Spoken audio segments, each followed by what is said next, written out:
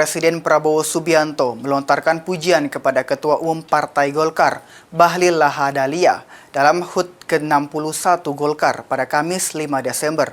Prabowo menyebut bahwa Bahlil adalah pemimpin yang cerdas dan setia.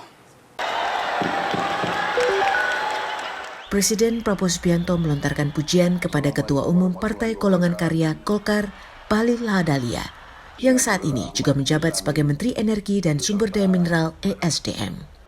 Dalam puncak perayaan HUT ke-61 Golkar di Jakarta, Kamis 5 Desember malam, Prabowo menyebut bahwa Bahlil adalah pemimpin yang cerdas dan detail, serta setia, bahkan turun langsung ke lapangan saat menangani bencana di wilayah Sumatera.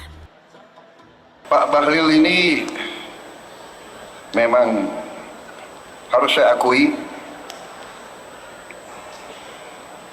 orang yang sangat cerdas. Kalau ini benar-benar loh, saya sangat cerdas. Ya, semua acara sangat detail.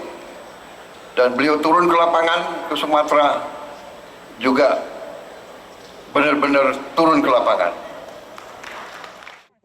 Sementara itu, Bahlil mengatakan bahwa partai yang dipimpinnya akan terus setia mendukung dan merealisasikan program-program prioritas Presiden Prabowo dan Wakil Presiden Gibran Rakabuming Raka. Dan Golkar akan konsisten terus bersama-sama dengan pemerintah. Sebagai partai yang mengusung, memperjuangkan sampai menang, maka sudah seyogyanya untuk juga kita mengawal dalam rangka menyukseskan berbagai program-program yang telah dicetuskan ataupun yang akan direncanakan ke depan. Apalagi program-program pro kerakyatan. Golkar di bawah kepimpinan kami akan konsisten secara kafah untuk mendukung Bapak Presiden Prabowo dan Mas Gibran. Kepala negara menyebut sifat Bahlil yang tegas dan setia tersebut mencerminkan ciri khas yang dimiliki masyarakat Indonesia Timur. Dari Jakarta, Jayasari Arya Sindiara, Kantor Berita Antara mewartakan.